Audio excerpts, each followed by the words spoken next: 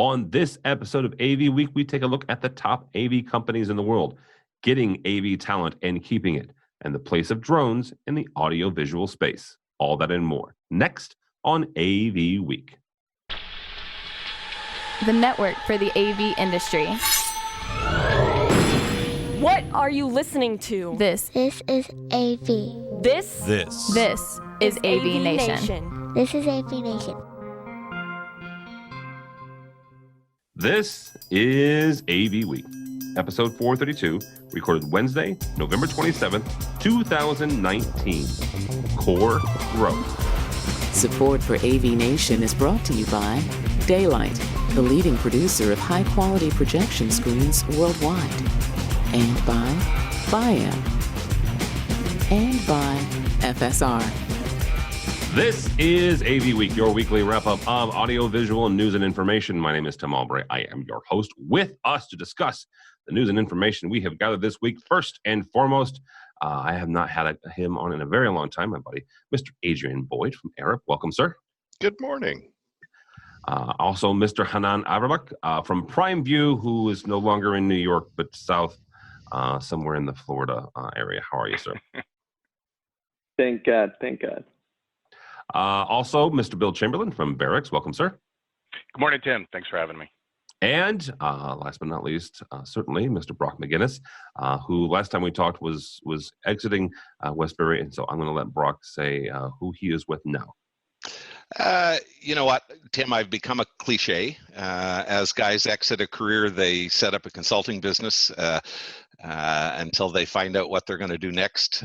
My consulting business is called Avitas, and it's consulting and advisory services for both our industry and our clients. Forgetting, just for the record, you could never be a cliche. Everyone else would be a cliche after you. So thank you for that. Benefit of being Brock McGinnis. All right, first story here comes to us from our friends over at SCN.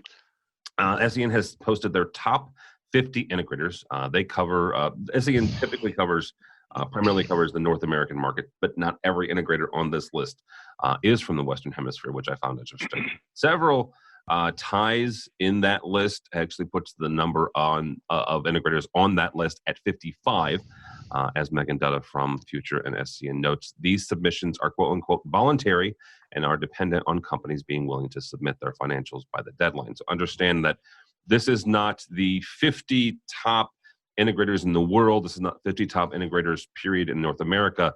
These are the 50, 55 top integrators who submitted their financials. So let's understand that going in. We'll talk about some benefits of why you would do that and why you wouldn't. At the top, once again, is AVI SPL. The Tampa-based firm grew to $905 million, so they still have not quite hit that $1 billion. Though listening to their CEO the last couple of years, that is definitely a mark they're aiming for.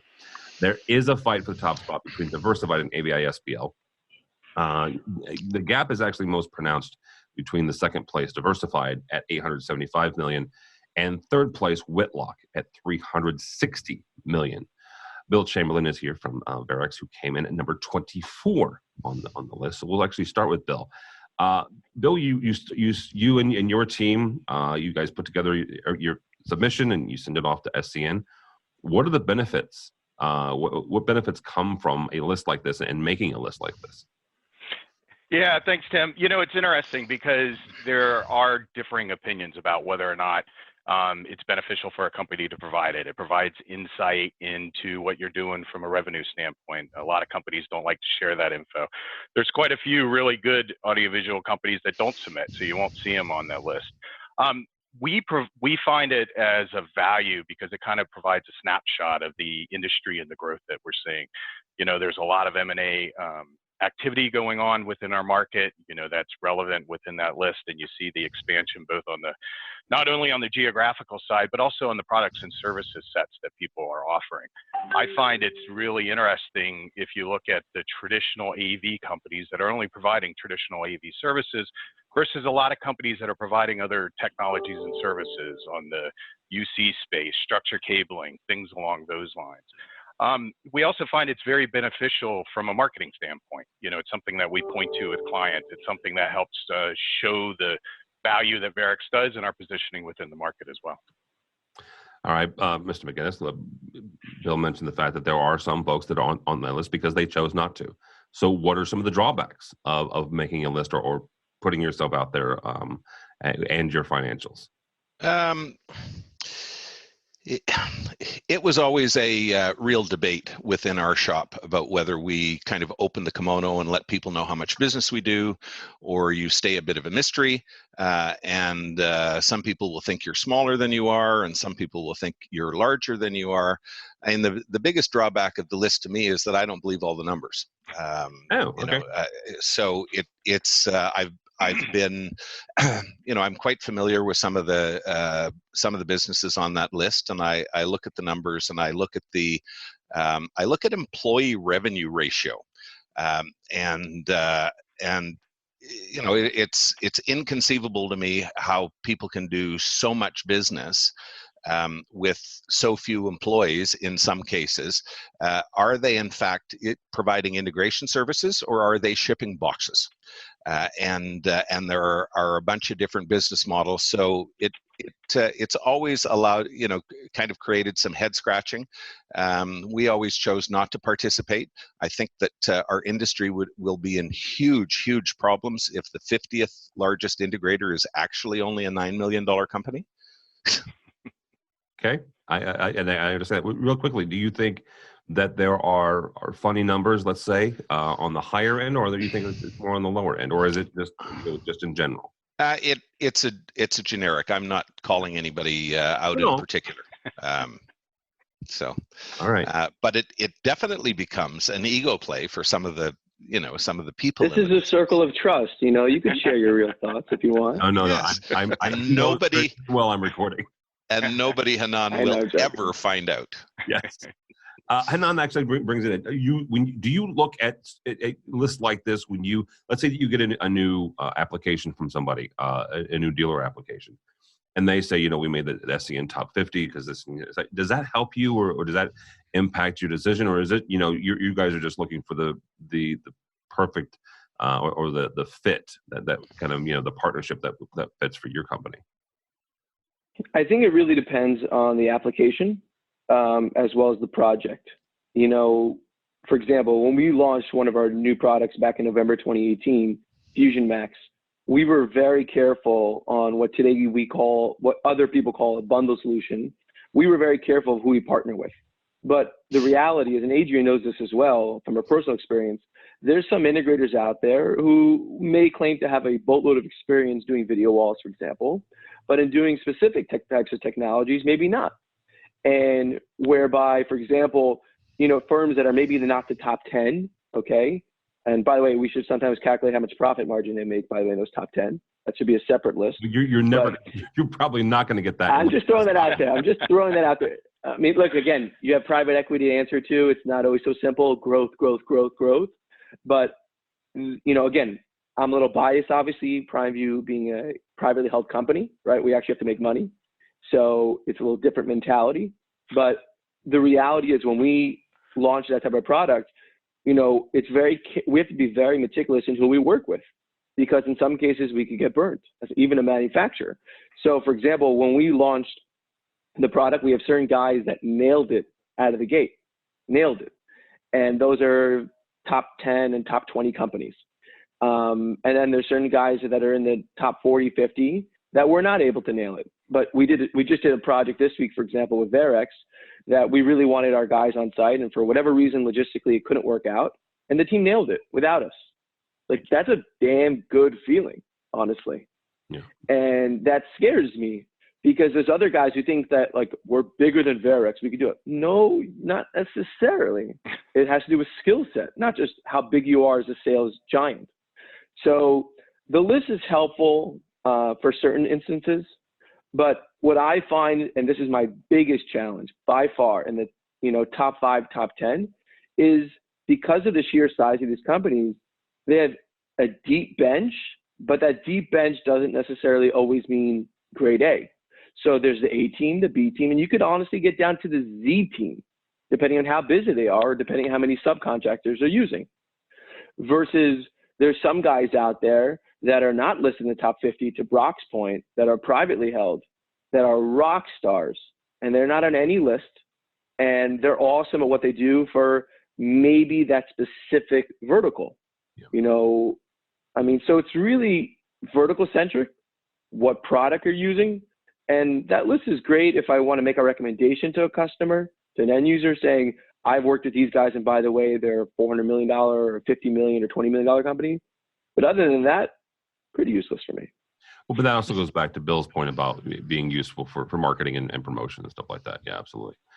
Adrian, we'll wrap up here with this. What does it say about our industry, the fact that there's a ginormous disparity between number 2 and number 3, and then another jump between number 3 and number 4, right? So to recap, Diversified sitting at 875 million. Whitlock, number 3, is 360. Number 4 is even further down the list. A little bit back to Brock's comment about number 50 being only $9 million. What does that say about the state of our industry? Well, you also have to look at what happened this year in terms of mergers and acquisitions with a lot of these companies. So is that number that they have, is that part of that merger and acquisition, right? Do they have that market capitalization because, hey, we just bought somebody and they did a whole lot of business and we're adding that into our number? So it doesn't really show true metrics. The other thing is the numbers. When we look at it overall, are they really accurate? Because it's voluntary, there is a propensity possibly to fudge numbers. No one can say that's happening, but it's voluntary and you take it with a grain of salt. When we look at it as a consulting group, it kind of says, okay, we gauge this. We can look at this going, okay, these are the top reporting integrators in a market. Do they have? Does our experience with them in the past warrant what they say that they actually can do? Some integrators, we've had excellent projects with them. They hit, they hit all the marks, and other times they don't. So a lot of it, when it comes to our disciplines and our teams all over the world, we just kind of have to, we're looking at it as a larger, what's the best for our client. And this list is good, sort of as an industry peg, but you kind of have to take it with a grain of salt. What I found very interesting when you kind of read through the article was just all of the comments from the executive leadership in a lot of these firms. And the biggest takeaway I have that we see is just employee retention and the skills gap we have in the industry. And you kind of notice that more and more as recruiters have become far more aggressive in the last, I would probably say the last 2.5 years. They become extremely aggressive in trying to find top talent for a lot of these organizations that now go, we have a huge skills gap. We've done we have to go to the next level, but we can't get to that point because we either don't have the capitalization to make that happen or the project workload. So it's very different. So when you see AVSPL at such, 905, right? In terms of reporting, $105 million, and you start looking down the gap, how are they maintaining their talent, and how are they, and how is that talent being adequately, compensated to keep that revenue going? Because as Hanan said, you have the A teams, but then you start running down to lesser and lesser skill sets, which does impact a company's bottom line if they have a bad project. Absolutely does. It actually goes back to a cover story that our friends over at AV Magazine did. I want to say this, the October, November, December issue called Breaking Point. And they looked at the skill set and the disparity in the skill set in the industry. And during it, they interviewed several folks, some staffing and agencies as well over in the UK. But I would kind of transplant that over here. Adrian makes a very good point. The fact that there are some high talent, very highly talented folks that are going to get not necessarily poached, but certainly approached. Right? All of us on this call have gotten the unsolicited LinkedIn message saying, "Hey, are you looking?" Brock, you might want to go back through some of those. But all of us have gotten that, right? I've gotten that, and I run AVNation, right? So it's an ongoing issue, but it goes back to Adrian's point: is how do you keep your employees happy? Yes, everybody has a price. Goes back to the old wrestling days of the $1 Million Man. Everybody has a price, right? The question is, what is that price? But some of that is also, standard of living, right? And your comfort level and work-life balance and everything else that kind of works into that. And not just for people, Tim, this is for companies. Growth in terms of top line sales dollars does not have to be the ultimate objective. Companies can be right-sized. They right-sized to serve a market, right-sized for the capability of the management, right-sized for the amount of working capital that's available. You want to open up 5 new offices. Well, you're going to sell your soul to somebody else's money. Yeah. That's going to happen. And then, is it all about AV? But Brock. Yep. Yeah, but Brock, to your point though, and I've seen this in our own company as we now started hiring, going through a big hiring right now, coming towards the end of the year, preparing for a huge pipeline that we're expecting in 2020, 21. We had to expand because we have customers that are taking us to Egypt. We have customers taking to Africa. So, I think if you grow too slowly sometimes, yes, right, then you can't necessarily sustain growth, let alone keep up with it. So I think to a certain point you have to, and again, that's coming from a manufacturer standpoint. Obviously, it's a little different on an integrator side, and then obviously it's even more different on a consultant side. But if you see growth coming in your pipeline, putting the looming recession aside for a second, I'm not going to get into the economics here, but you do have to prepare for that growth, and otherwise you will be skinny when it comes to resources.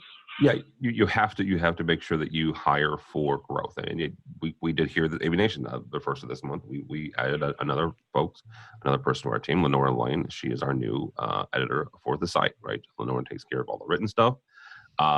Takes me out of it. Again, goes back to what you're good at, right? Focus on what you're good at. And I'm not good at that. And Lenora is. So, and really it's more of an understanding of what organic growth is for your business, right? We have a lot of integrators that naturally grow as the market dictates. So they add new offices because they see an opportunity. They have clients that say, hey, we need support and assistance, especially when you look at enterprise clients. And then you look at other, especially when we talk about this acquisition or merger mindset that we have been in the last couple of years, where integrators are growing their company, right, by purchasing a lot of these mom and pop organizations where the leadership wants to retire, but they don't want to leave their employees in a lurch. So what do? They are more or less start to shop their business to hopefully a firm that can keep, their core values the same and provide, something to their employees and the market as a whole. And we've seen this quite often, and even through the advertising of this article, when you get into the PDF, there's a capital, I forget the name of the company, but they say, hey, we advised all of these other companies on their merger and acquisition, right? So it's when we look at dynamic growth and organic growth, it's something to kind of be mindful overall with our industry. I think it's important as well in the fact that, you really need to focus your growth on your core clients. For us on the integration side, our core clients are those enterprise clients. And as their audiovisual teams and their audiovisual investment in technology grows, you got to be able to grow to support them as well. All right, guys, let's next story here, which we'll have time for one more, because we could probably honestly do the entire episode on this, and Megan Dutta would be completely okay with that. She'd be fine. I'm okay with that. Talk about her article the entire time. But next story actually comes to us from our friends over at AV Magazine. 2019 Nanchang Flight Convention highlighted a drone swarm that created an animated ghost plane. More than 800 drones were used in the various animations. It wasn't just the drone, the ghost plane. There were other ones as well. This brought to mind to me the very first time that Stampede brought the drone pavilion to Infocom and ISE. Oh my Lord, was their hand wringing.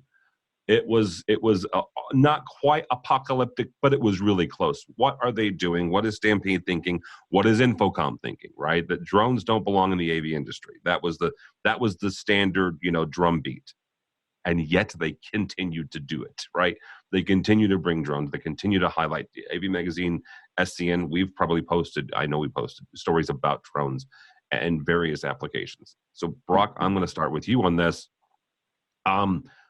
This is obviously something, at least in the staging and events space, right? Which, in my opinion, staging and events, live staging and events is still part of the industry. Where do drones belong? I mean, oh my gosh, Tim, drones are the ultimate lighting effect. Okay. They're entirely programmable. They require no rigging. They can go anywhere and do anything you want at any time. They're having spent the 90s in that rock and roll and entertainment space, I can imagine all of the things that one could do with a fully programmable light that now can fly and do anything anywhere. It's amazing. When Stampede came in, they were about content capture. This is a content capture accessory. That's the Stampede drone. You put a camera on it or some other sort of sensors, and it's about how to do a different shot and how to do it more cost effectively. But the drone stuff that we're seeing at major outdoor events, which probably costs somewhere between $1 gazillion and $2 gazillion, it's fireworks you can control. It's amazing. Yeah, I love them. The gazillion is an official quote from the consultant. So well, it's yeah, plus or minus 5%. Consultants always underestimate, right, Adrian? So I'll bring Adrian into this. What is take what Brock said from where we were to where we are now. What does this mean for the industry? When we look at the drone, it's another tool in that tool belt, right? So when we look at the application it was used in, it's part of an effect. So that works great. We've seen integrators doing some very interesting things in terms of using drones to pull cable, and it harkens to the old day of when you had an RC car running across a ceiling grid pulling wire, right? So it's a natural evolution.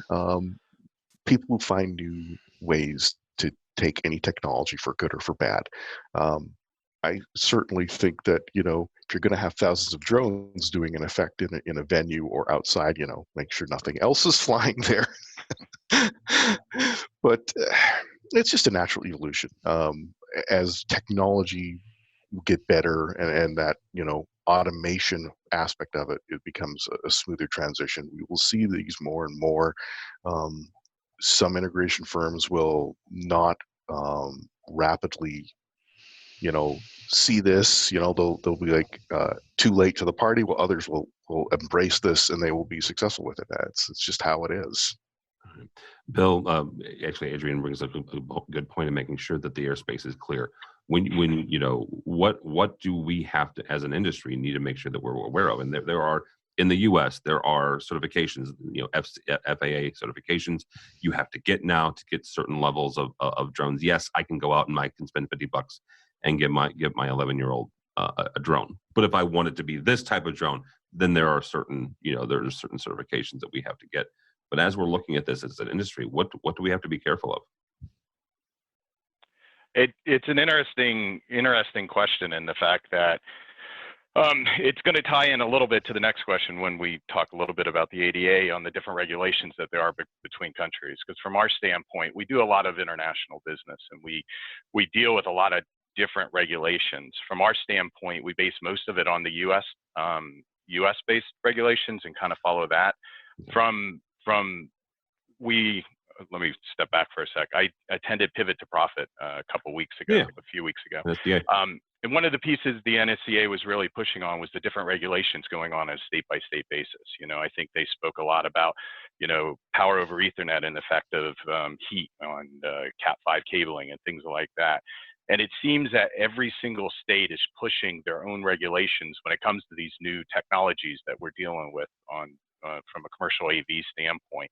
Drones is just another one of those. As you mentioned, it affects the FAA and the regulations, but there's also individual state as well as individual, in the U.S., individual county and city regulations that you see, especially in some of the larger states like California. I think it's important for us to keep mindful of that, and I think it's important for us to, make sure that we're following NFCA and some of the other industry partners that are making sure that we're not getting impacted by that. Yeah, absolutely. Hanan, I'm going to ask you a very unfair question. I'll admit that going in.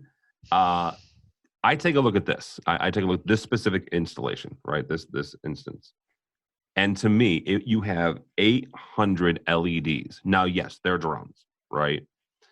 But they're also LEDs, right? So they are almost like, by definition, a light emitting diode of some sort that somebody is taking and they're creating a plane in this instance. At what point do companies like yours take a look at this technology and go, you know what? We could probably shrink that down, and stay with me for a second here. And as we're talking about the pitch on LEDs, which, as a reminder, the pitch on LEDs is the distance between the LED, typically illustrated by millimeters. So you're looking at a 15, 14 millimeter pitch if you go to Busch Stadium here in St. Louis. Is there something where you guys, a display manufacturer, could take a look at the drone technology and go, you know what, sell it to Bill, right? Sell it to Varex. Here's a package deal of 5,000 drone LEDs, and this is how you sell it to the Mets or whoever. So I think ultimately every project that has this kind of creativity comes down to budget, okay. Right? I'm very blessed that we have a phenomenal engineering team in Israel that can basically do anything, literally. So I would not be surprised if this is something that's already up their sleeves. I'll let you know after we have our 2020 product planning meeting in a half an hour. But I will say this, that two of the verticals that we are very heavily interested in and see a lot of growth potential for the upcoming years is stadiums and arenas, which is a new market for us over the last few years that we've invested in, and we're doing some big ones, yep. As well as house of worship. And both of those verticals are very heavily invested into the drone technology, from promotional videos to how they capture instances to how they create the wow factors that Brock spoke about. And I would say that everyone in those verticals are utilizing a drone in one way or another, from a small church in Missouri to a larger church in New Jersey to a mega church in Prestonwood, Dallas, Texas. And nothing against Canada, Brock, but they don't fight wars with anybody. We know that. But the reality is that when I went to CES 7 years ago, 6 years ago, 5 years ago, before Stampede made their birdcage of drones, okay? And it looks like a petting zoo, for God's sakes. It drives me nuts.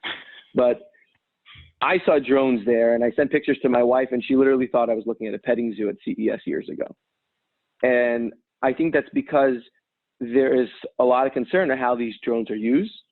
And I'm not going to go into the Terminator mindset where all the machines are uncontrollable, right? That would just create fear in the industry. But the reality is a lot of these machines, it's a scary thought to a certain extent, especially in public spaces, that if you did hack these things and what it could do in a big public venues like stadiums, arenas, let's be honest. And you have to consider those security concerns. So as much as all these cool wow factors sound really great, how do you get an umbrella or an insurance policy under your umbrella at a stadium arena if you have 5,500 drones carrying LEDs that are not rigged like they are inside of a church installation, right?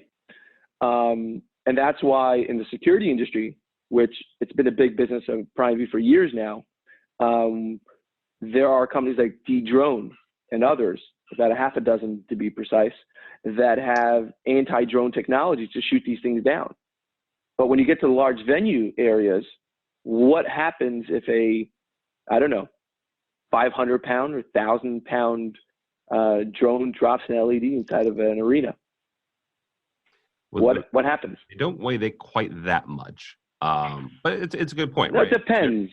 No, it's a good point in the fact that there are security concerns because these are computers, right? And they are There's a couple of folks that have looked into the hackability of drones in those systems. So that is actually absolutely something that we need to keep track of. So I'm sure Tesla will make this as an add-on to their Cybertruck.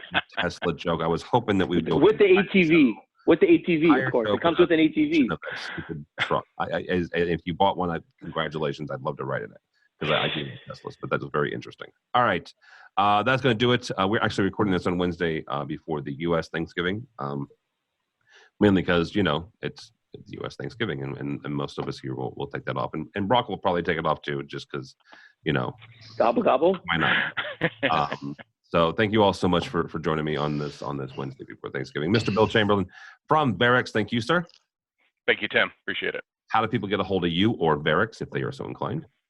Yeah, the website for Varex is www.varex.com. That's VERREX.com. My email address is bchamberlin, BCHAMBERLIN @varex.com. All right, very good. Mr. Hanan Iverbeck from Prime View, thank you, sir. Thank you so much. Definitely on our website, primeviewglobal.com. That's right, global, not .biz anymore. Nice. As well as on my LinkedIn is definitely a great way to get me. But I want to take a quick 10 seconds to tell the industry about a rare talent, Christopher Giuseppe, that's available. He's an awesome, rare talent in the industry. And quite honestly, a lot of people look at him as overqualified, but he's available on the West Coast, and he's just a good friend. And I believe he deserves the right job opportunity. And how do they get a hold of him? Just get a hold of you?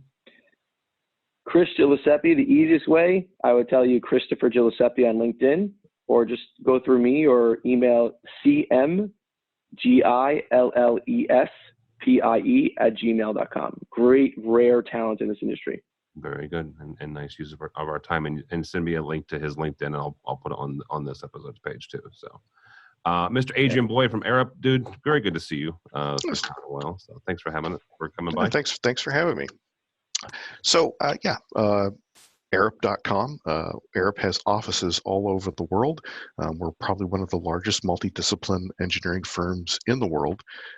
Also offices in Europe, Australia, all over Asia, North America. We do everything from MEP, so your electrical, your mechanical. We do audiovisual, we do acoustics, we do ICT, digital environments. So if you can think it, Arup has been involved in the engineering on one side, everything from the Gherkin in the UK to even the Sydney Opera House. Wow. So we have a very large and deep background of individuals, and a lot of times we're involved in projects that we don't advertise, but people know our work, and we do quite well at what we do. You can find me on LinkedIn. I'm very easy, or if I get on the Twitter feed, it's the AV CAD guy, and with underscores, of course. All right, and last but not least, Mr. Brock McGinnis. Thank you, sir. Thanks for having me, Tim. Always a pleasure. Really enjoy the communication with so many smart people, and the AV industry has a ton of smart people. So. Indeed. And how do people get a hold of you or Avitas? Well, I'm Brock McGinnis on Twitter, where I hang out fairly often, and I'm now Brock at avitas.com, AVITAAS. All right, very good. For me, don't follow me on the Twitters. It's almost the end of the football season, so go Blues. But go by the website if you would, please. AVNation.tv. That's AVNation.tv. You'll find this program and a host of others. I mentioned this briefly in the middle here, but we have our brand new editor, Lenore Elaine. She is the host of our Digital Signage Digest, but she's also the editor now of AVNation.com, AVNation.tv. Just did that. And she's taken over the newsletter and everything else like that. She's fabulous. So check her out and check out the website. Also, while you're there, check out the supporter section. These are folks that help us financially, help us bring you AVWeek and ResiWeek and ISE in about 2.5 months' time. So all that and more at AVNation.tv. That's AVNation.tv. Thanks so much for listening. Thank you so much for watching. That's all the time we have for AVWeek.